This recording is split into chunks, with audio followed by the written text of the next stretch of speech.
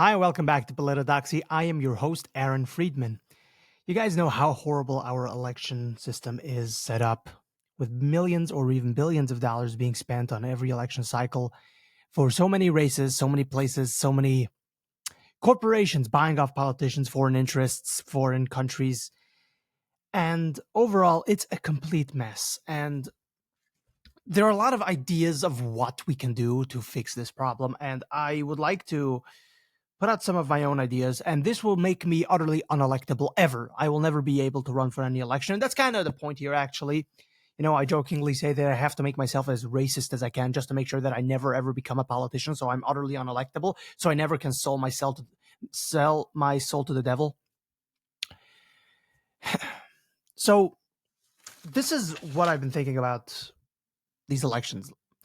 First, above all else, we have the idea that corporations are people, and corporations have a right to decide, and they have a right to donate money, which strikes me as odd. We are a society made off of the family unit. We're made and comprised of family units that make up society. We're not made up of corporations. No family is a corporation. So I am confused by, what do you mean a corporation has a right to donate money and have an opinion on literally anything in regards to politics? I mean, if you're a corporation, I'm sure you could have freedom of speech and say, well, we think that we ask all of our customers to vote this way or that way. I mean, nobody's going to take it seriously. But I mean, I don't see why, if you want to try that, you could definitely try that. Nobody is going to listen to you. But yeah, I guess you have that kind of freedom of speech. But I don't see why a corporation should have a right to donate to one particular candidate and just buy him off, or to donate to a super PAC. So let's lay this out for you. The first rule that I would put out is that we'll come up with some number. I don't know the precise number. Let's just take one random number. We can make it a little bit more or less depending on whatever. But let's say a maximum of what a person can donate, any given person can donate to any given politician, would be $10,000. And that is for, let's say, for Congress, Senate, and for the presidency, let's say we'll make it $20,000.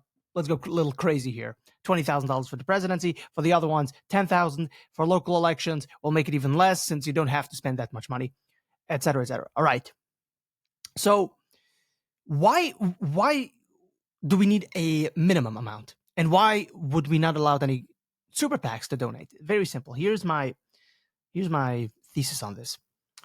So first, above all else, there's too much money in politics. And when I mean that, I don't mean it in the generic sense. I mean it in a more literal sense. Imagine how much money we're spending on politics, on ads, on just two teams, just pouring money. And then at the end of the day, it's all wasted. At the end of the election cycle, there's nothing to show for it. We just have another person elected. Imagine how much more productive that money could have been if they could have gone to investments in anywhere else. Instead, we wasted on political stuff that, okay, we used to have elections with this amount of money, let's say $10,000 and $10,000 on the other side. Now, both sides are spending $200,000. We're wasting money. We could just have election races and battles on $10,000. We don't have to spend it on $200,000, right? And this goes into the millions in reality, but I don't see why we need to spend that much money that doesn't produce anything. It creates useless jobs for people who go on to campaign staffers and so on. And at the end of the day, there's nothing productive in my life. Nothing better has come about for the society with this waste of money. We can run election campaigns on way less money. So there has to be a maximum of how much money any particular person can donate. So let's say we make it around at $10,000. Any private citizen can donate $10,000 to any given politician. All right. And that goes to the billionaires and no corporations, no super PACs. What do you mean a super PAC gets to donate money to a politician to subvert the will of any given locality? I would love an explanation for this. Any person who could explain to me why a corporation or a super PAC gets to pour in $10 million into a campaign race to subvert the will of the local residents of any given district. I thought we are supposed to be a democracy, right? And I don't even believe in democracy, of course. I believe in a constitutional republic. But regardless of the semantics, I would like to know why, how is that democracy? A billionaire should have more sway than anyone. You are a person just as me. You have no right to have a greater voice. And when I say voice, I don't mean voice literally. I mean a voice as an action. Take money. Money is action, and put it into a political campaign to do your will. It doesn't make any sense to me. Your will should not subvert the will of the people in your district. You want to donate, you can donate the maximum amount, 10,000. Congratulations, no more. If you want, you can go around and campaign for that guy. You can become a staffer or whatever. I don't know. You can't donate anymore. And of course, you're going to ask the question, what if there's a billionaire and he buys off a whole district and it donates money to those people and those... No, that'll all... We can... Any loophole we can try to figure out. Any loophole that we will figure out once these kinds of laws are enacted, we can figure that out later. We don't need to... What about this loophole? We'll figure that out. There are loopholes all over the place, and we'll figure those out. And this also goes to political parties. I don't understand why there is such a thing as a political party donating money to any given candidate. I believe that political parties should be relegated to only being a conference of people get together. They can, of course, donate money into the party, and they can, they can have events. They can, have people register people for them to vote, and et cetera, et cetera. I don't know, whatever. I don't see why a political party gets to donate money to anywhere. It's the same as a super PAC, just subverting the will of the local people. I want the local people of any given district to have the right to choose their own delegates, their own representatives. Now, of course, this does not actually apply to the senators. I believe that the senators should be picked by the governor, as it used to be. But let's just go to any district, any congressional district, or any governor's race, or whatever, et cetera, et cetera. There is no reason why a super PAC, corporation, or political party gets to pour in money in any particular race that subverts the will of the given people of any given district. It doesn't make any sense. And the amount of waste and abuse doesn't make any sense. Our politicians being bought off by foreign interests doesn't make any sense. No, we don't need this kind of money. Now, if you have a problem, wait, that would mean that these people, they won't be as well known because, they need the money in order to buy off TV ads. And I'm like, no, actually, no. You know what they can do? You know what all the congressional people can do? They can actually start going around in their district and actually listening to the people and campaigning on the ground. They can actually try to make themselves known and familiarize themselves with the people, have an actual connection to the ground on which they fucking walk upon. Can we please have that? You're wondering why we have such horrible politicians, actually. You want to know? Because these people have no connection to the districts they come from. Very few have. Very few. You want to fix this problem? You don't have to wait until these kinds of things happen. You don't have to wait. You could enact laws to make sure that this kind of thing doesn't happen. No more money. We don't need more money in elections. We don't need more money. That's not going to fix elections. You know what's going to fix elections? Way less money. Way less corporations. Way less political action committees. Way less. We don't need that. We need the people's voice to be heard. Now, I'm sure at this point, we have a lot of conservatives. Hell, the populists, 100%, a lot of the conservatives. And if you are a liberal, you probably agree with me. You love what I'm saying right now because this, let's be real, me and you kind of agree on this. At least on most of what I said. Now, I'm going to say the more unpopular thing, I guess. I believe that this idea that we should have... Oh, actually, before I say the more unpopular thing, here's still another popular thing. What is this thing that when we go to vote, we see a R or a D, that like the party affiliation from the candidate? People vote, a lot of the people vote based on just that. They just look for the R or the D. They have no idea what the candidates are. They have no idea, nothing. And they just vote based on the R and the D. Or the L for libertarian, or S for socialist. I don't know, whatever. They vote based on the party affiliation, nothing about campaign issues, nothing about personal issues, nothing. That has to stop. That has to stop immediately.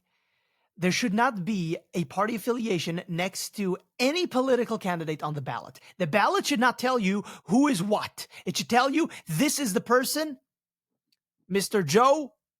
You have no idea if Joe is a Republican or a Democrat. The only way you know if Joe is a Republican or a Democrat is because if you saw him in real life or you saw him on TV and he told you his positions. Other than that, you have no idea. And if you don't have any idea, you don't get to vote. Or at the very least, you run the risk of, voting for the candidate you didn't want to vote for. Now, this, of course, hurt the Democrats more than the Republicans, let's be honest. Let's be honest about this. But even if it hurts the Republicans more, I still believe in it. I don't believe in the parties, by the way. The parties are so... Look, I don't want to both sides this bullshit. I don't want to say that, it's both sides. Oh, wow, how original. As if there's never been a person ever in the entire history of the universe who said, it's both sides. Thanks. But it is, in a way, unfortunately, I have to play into the cliche. It is both sides, that they are so corrupt. And this is, by the way, how we fix both sides. I really hate saying this, but I've come across a certain account on Instagram. Seems to be liberal, but doesn't matter. He goes through the political finances campaigns of these people and the stocks that they hold, by the way, and which, by the way, should also be banned. That is a given. But goes through the stocks, the finances of the super PACs and whatever of these people. And so far, anecdotally, I have to say that Democrats are way better at this. Democrats take way less money from super PACs, way less money from stocks. They have way less people who do that kind of thing than Republicans. Yeah, I'm a conservative as I'm saying this. Yeah, anecdotally, I have to say that you have way more people on the conservative side who constantly take money for corporations than Democrats. Oh, you didn't know that? Of course you didn't, because you've been fed a lie constantly. Here's my more... This is where what I alluded to earlier, the more controversial thing, I guess, even in conservative circles, but this is where I'm coming from. And again, I'm going to make myself as unelectable as possible just so I can never run, because I don't want to become a filthy politician ever in my entire life. I'm happy with the commentary. I don't need to become a politician. So here goes. Women should not be voting, generally speaking.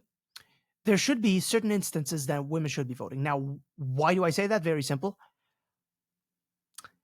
I don't believe that also all men should be voting. I believe that the head of the family unit, the husband and the father, should be voting.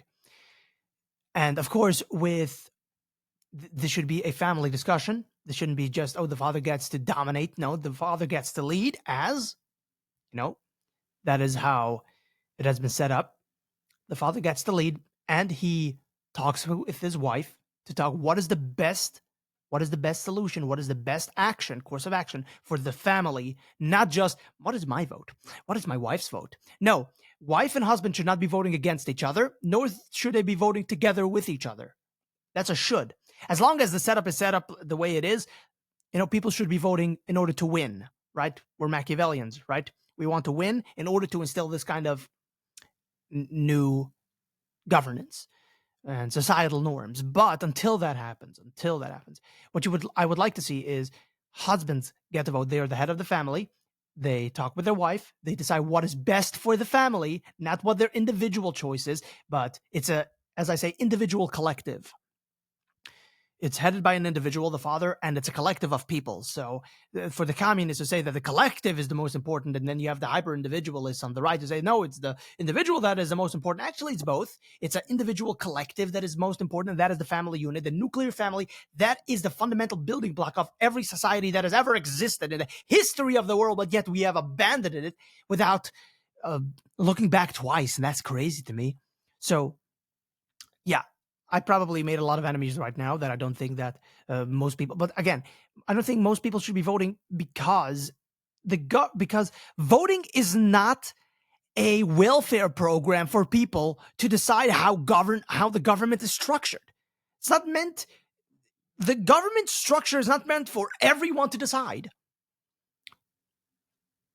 And most liberals actually agree with me on this because I'd say, okay, does a 7-year-old get to vote? No. Oh, okay. So you agree to me to one extent. You agree that not everyone should be voting. There should be a certain amount of discernment, a certain amount of understanding and knowledge of the world around you. At the very least, what we can say is that husbands and fathers, if the husband died and the father died, then the wife gets to vote, the widow, because now she's the head. I would say that she should remarry, but till she does, she gets the vote. And it has nothing to do with any animus towards women. It has everything to do with who gets to vote in the nuclear family. Who is the leader of the nuclear family? The husband. Husband gets to vote, and he gets to decide. No animus towards women, as I've already demonstrated that if there's no husband, then the wife votes. But again, and also I can again no animus towards women because I'm also saying no men should be voting. In general terms, if you're a husband, then there are some other things that husband shouldn't be the only thing. As you should be able to, there should be some kind of test. Like what the three branches of government are. I don't know what are the first words of the Constitution. Like some very general thing. Like you have a general understanding of the government structure. You know who the current president is. That should be a given. Like who is your representative? Who represents you in Congress? If you can't answer that, then why are you voting? Like I want people who are well structured in their life and who are knowledgeable to one extent or another about what they're voting for, and they will be voting on the issues. Like that's the whole point here, right? Democrats, we need to be voting on the issues, right? Right? Isn't that what you constantly tell us? Stop with the culture wars. We should be voting on the issues. That's what I'm saying. Yeah. People should be voting on the issues. Yes. Thank you. So I don't believe that, as I've already stated, that government is a welfare program for everyone to be able to vote. And of course, I've already made my enemies, but my enemies haven't read Socrates, who was put to death by democracy because democracy is shit. You should read the Founding Fathers, what they talked about democracy. They called it deformative. It deforms itself. It's a monster. It murders itself. Quotes from the Founding Fathers. You should read what the Founding Fathers thought about democracy because democracy is shit. It's horrible. It's disgusting. It is dysfunctional, and it's made to be dysfunctional. So what you need is a constitutional order, and that's exactly what they were aiming for. And in large part, what I'm saying actually is something that they already did. They already made it so that landowners could vote. Not everyone could vote. Landowners and certain other people, who had an actual stake in this country. I don't necessarily think you need to be a landowner. You need to own land. I don't think so. As a matter of fact, you can't actually own land nowadays because you have to pay taxes to the government every year for the land that you own. Like, if I own it, then how am I paying taxes? Doesn't make any sense. Like, if it's mine, it's mine. I shouldn't be paying taxes. Maybe a sales tax. That's it. But every year, that doesn't make any sense. Then I don't own it, right? So it's basically I'm leasing it. But yeah. But I don't think you need to be a landowner. I do believe that you need to have some stake. So you have a family. So you are preparing the next generation. Okay. So you are contributing to society, human beings that'll carry on the legacy of this country. Okay. So that's a good start. That's a very good start. You have a functional family. You're not creating just human beings to exist. Like you have 10 baby mamas. No, you're creating a functional family that'll not take out more than they're putting in. They'll be putting in and be productive to society. They won't steal. They won't, you'll bring them up the right way. Okay. All right. Things are looking good. Oh, you're knowledgeable as well. You know how the government works. At the very you have a very basic understanding at the very least. Okay. And you know the issues. Okay. Very good. Very good. And nobody can subvert your will. No corporation can take away your vote. Wow. Things are looking good. Things are looking good. It makes much more sense. Whatever is going on right now doesn't make any sense. It does not. Right now, doesn't make any sense. What I'm saying makes much more sense than whatever you may disagree with, whatever you disagree with. What I'm saying right now on what should be the case. All of this is should. I'm giving you a prescription of what should be the case. And any given disagreement you may have on anything that I've said, it's all backed up by logic, and it makes much more sense than whatever is going on right now. As a matter of fact, liberals now want 16-year-olds to vote. Why? Because younger people tend to be more liberal, and they tend to, be a little bit more stupid. And the liberals also, they want convicted felons. Why should a convicted felon be able to vote? Why should people who have been to prison be able to vote? I don't believe that they should be able to vote. Liberals definitely are the party of the criminals, the rapists, the murderers. Always they ask, how can we make it easier for the rapist and the murderer? Every single time. They oppose the death penalty by and large. They have, every single time. When we want to punish the rapist and the murderer and the killer and the thief, the liberal says, how can we make it easier for them? Never about how can we make it easier for the family that is suffering. Never. Interesting. But yeah, we're getting off course here. But the point, back to the main point, this is how I would structure our election system. Again, all of your disagreements is well appreciated, but I've thought this through very well. And, to one extent or another, I know most of you agree with at least some of the things I've said. And as I'm gonna have to restate this again. It doesn't make any sense to have a system that is just a welfare system for everyone gets to decide how the government is structured. No, you don't get to decide how the government is structured if you're a dysfunctional person. Doesn't make any sense. You have to have certain things that come before you get to vote. There's certain things you have to fill out, certain requirements. Once you fill those out, then we see if you fill out other requirements, like what's going on, a certain thing or two, and then you get to vote on how the government is structured. That's exactly what Socrates wanted. He explained, and this is to all the Democrats who say, misinformation and all that. There's so much misinformation. You want to know how you fix that? This is what Socrates said, that imagine yourself, if you will, a candy shop owner and a dentist or doctor, and they are both running for an election for Senate, right?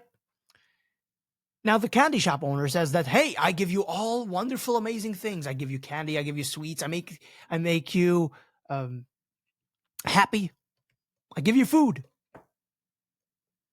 Vote for me. I'll continue doing so. You guys love me. I'm the candy man, right? Then comes along the doctor and says, well, I cure people. I help people. I concern myself with their issues, and I save people's lives. The candy man turns around and says, everyone, don't vote for that guy. Don't vote for that guy. You know why?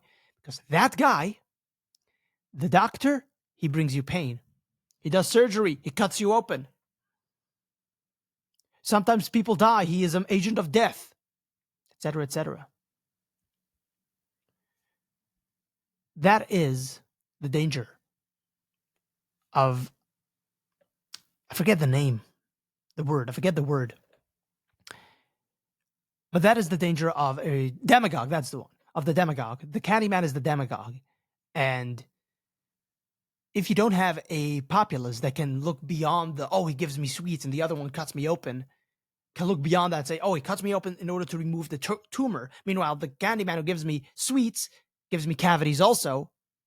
If you can look beyond that, that's when you have a well-educated populace, a populace that knows what's going on. And that's exactly what I'm asking for. We don't want everyone to be voting, because if we do, then we have retards, we have stupid people who subvert the will of the normal people. We are not supposed to act as if the people who are stupid have the same right to vote, to decide how the government is structured, as a person that has done the research, that knows what's going on. Why does the person that is not a pilot get to pilot the plane?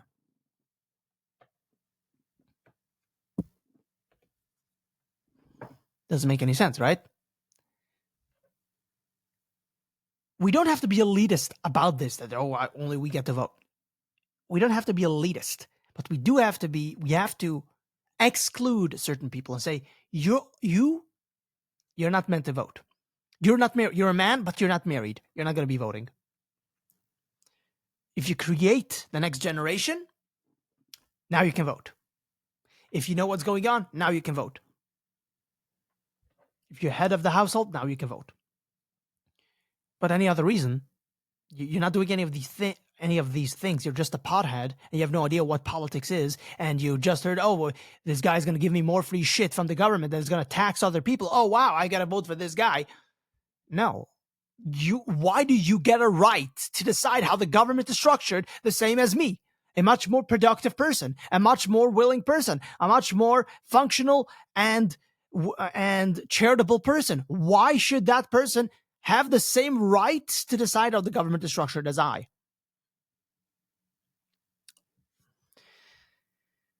These questions have to be answered, and so far I haven't seen any actual answers for these questions.